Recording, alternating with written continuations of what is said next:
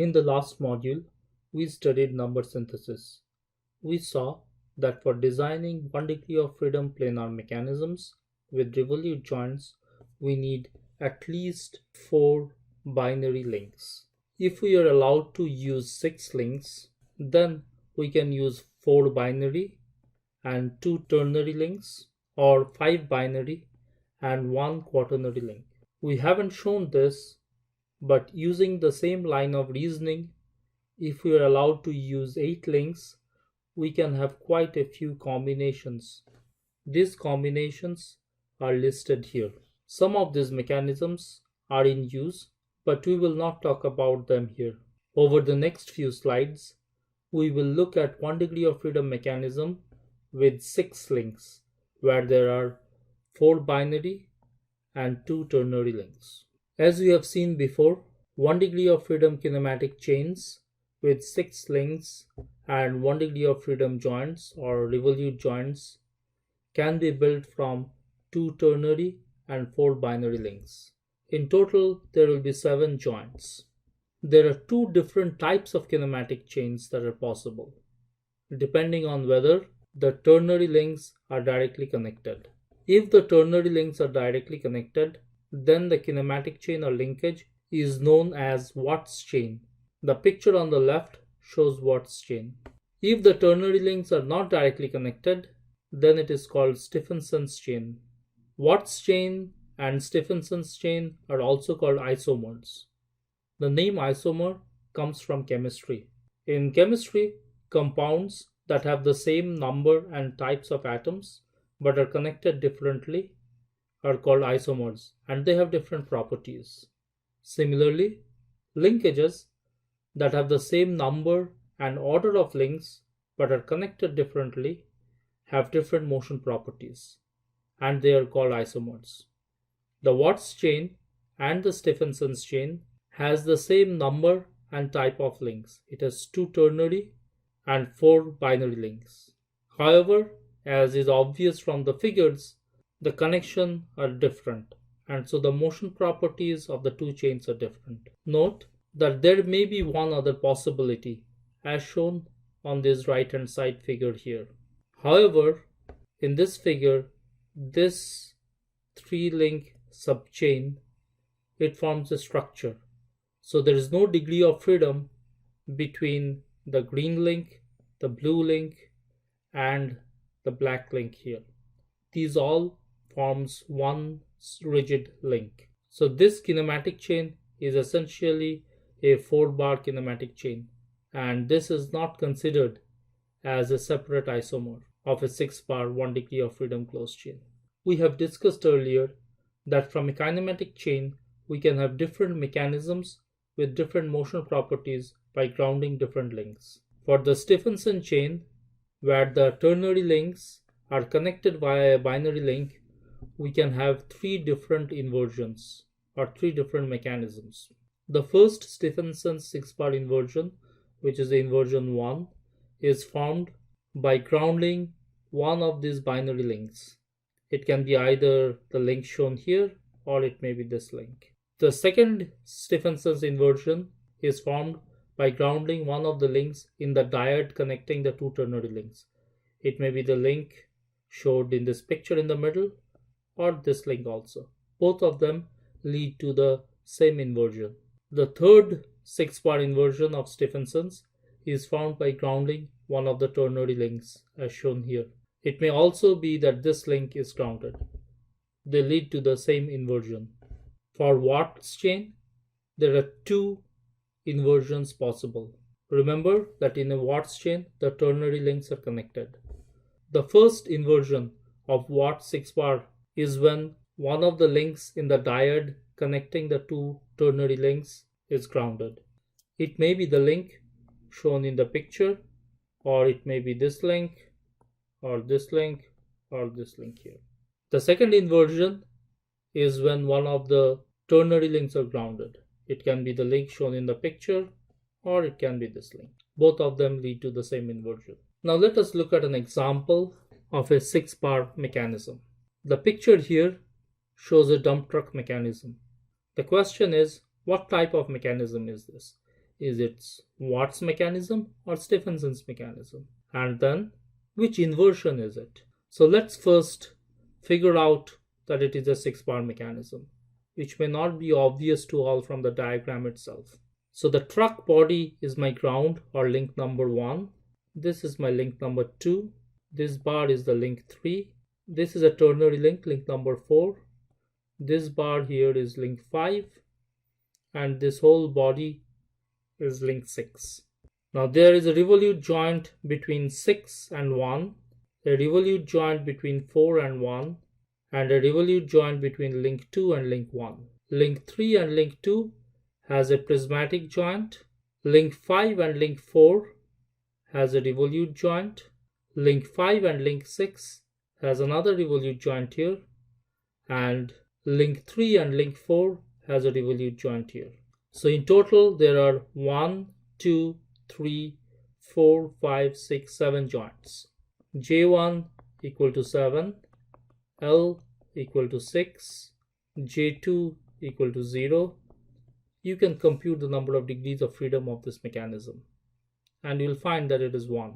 The question now is it a Watt type mechanism or a Stephenson type mechanism? Note that one of the ternary links here is the link 1, and the other ternary link here is the link 4. The two ternary links are connected. So 4 is connected to 1 by 3 and 2. 4 is also connected to 1 by 5 and 6. 4 is also connected to 1 directly. Therefore, it's a Watt's linkage and the inversion is type 2. So this is our answer. Number synthesis allows us to compute the number of links and the order of the links for a given degree of freedom if we assume that the joints are revolute joints. Now this may seem as somewhat restrictive. We can use another technique known as linkage transformation, using which we can go from one mechanism to another type of mechanism by changing the type of joint or changing the order of the link, or maybe removing links or adding links. This will allow us to change the degrees of freedom or keep the degrees of freedom same, but it will give us different mechanisms. In the next few slides, we will see a few ways of doing linkage transformation. So the fundamental question in linkage transformation is, does changing the link or joint imply that the degree of freedom will change? This is best understood through examples. We will give different answers and justify the answers through examples.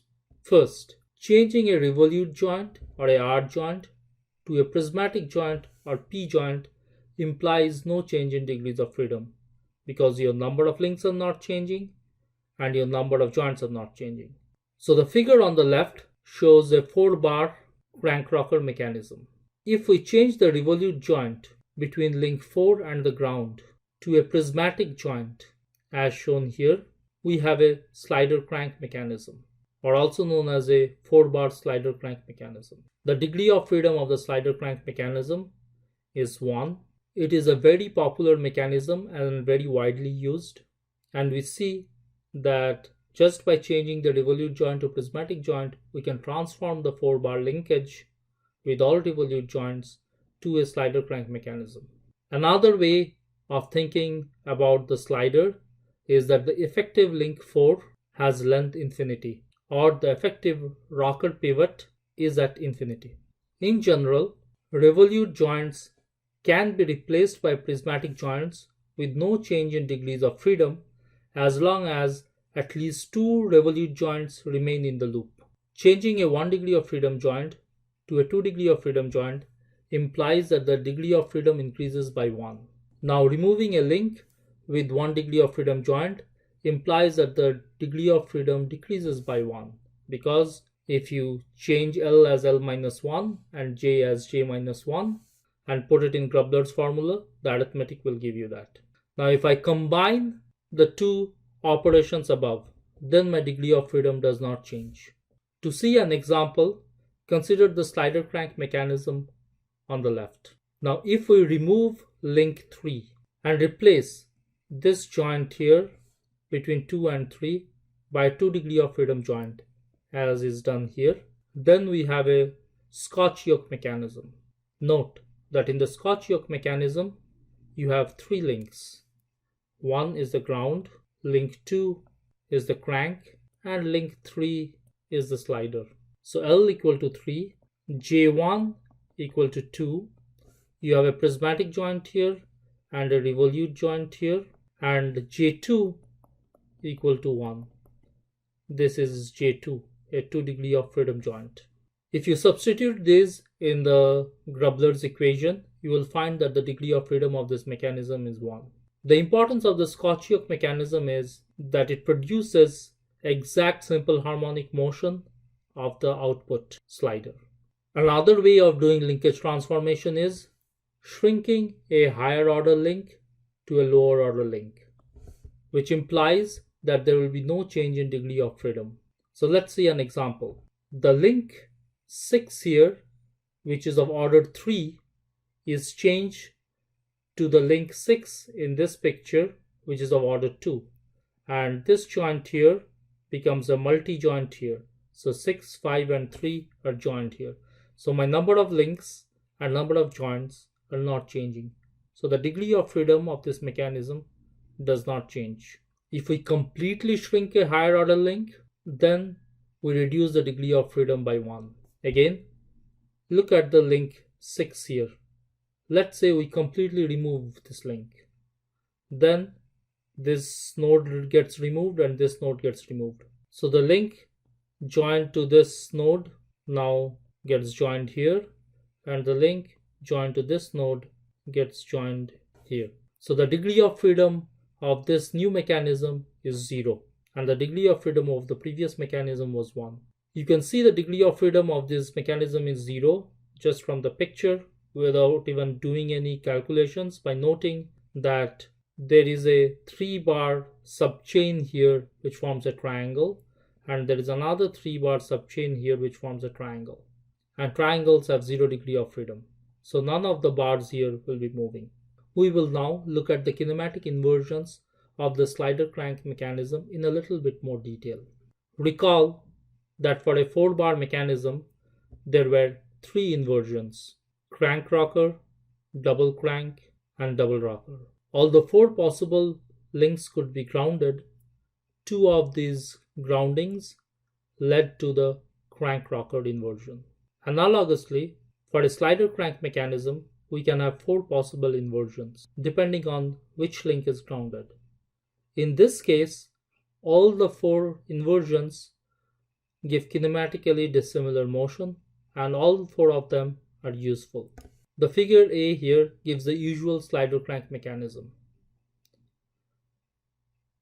and the kinematic diagram of figure A is shown here with the small a. Similarly, the kinematic diagram for figure B is shown here. The kinematic diagram of figure C is shown here, and the kinematic diagram of figure D is shown here. Now note that it may not be obvious from looking at the figures on the left hand side that all of these are inversions of the slider crank mechanism. However, if you look at the kinematic diagram, that becomes pretty obvious. This is the reason I told you at the beginning that you should always think about links as abstractions, and you should not be fooled by the apparent appearance of a certain mechanism. So let us go into a little bit more detail and see why all the figures on the left are actually inversions of the same mechanism. So let's look at the figure A first. So this is my link 1 here, which is grounded. This is my link 1. My slider is the link 4. The connecting rod is link 3, and the crank is the link 2. This is straightforward. Now if I look at the figure D, which corresponds to the quick return mechanism, again, link 2, link 1, link 3, link 4. Now note, what used to be crank in A is what is grounded, and the motion of 4 is a complex motion. Similarly, if we look at the hand pump mechanism from figure B, this is 2, 1, 3, and 4. The slider 4 is actually grounded. The link 1 oscillates back and forth. For figure C, the link 3 or the connecting rod of figure A is grounded. The link 4 here has a pure rotational motion.